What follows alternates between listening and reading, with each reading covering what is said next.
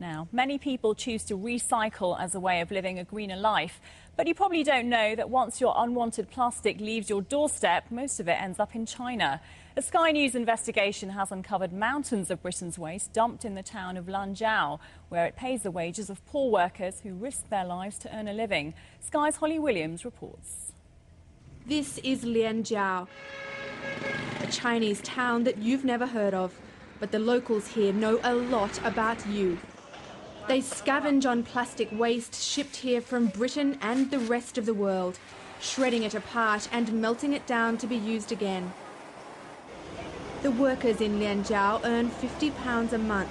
It's a living for these poor farmers. The problem is they also take home a toxic dose of pollution.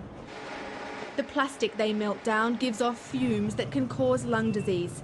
Poisonous clouds of it hang over the town. Chemical waste pours directly into Lianjiao's water supply. The rivers have turned to stagnant sludge. Children grow up here playing amongst the filth.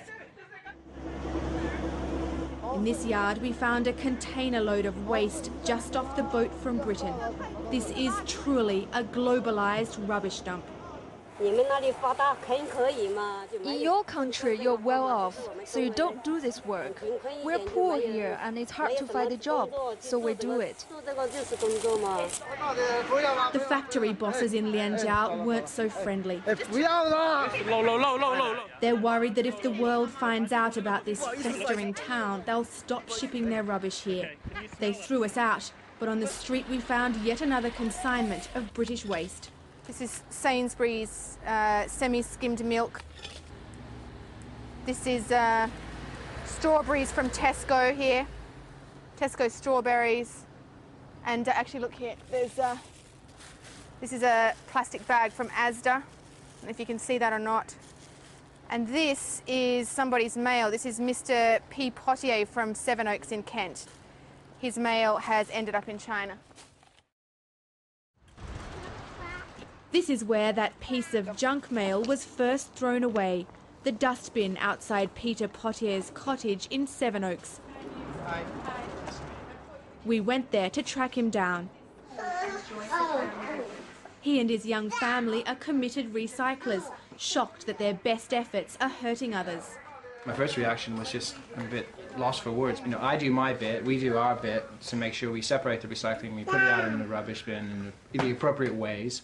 And I guess what goes along with that is that if you're keeping up your end of the bargain, then the authorities that are responsible for doing the recycling are keeping up their end of the bargain.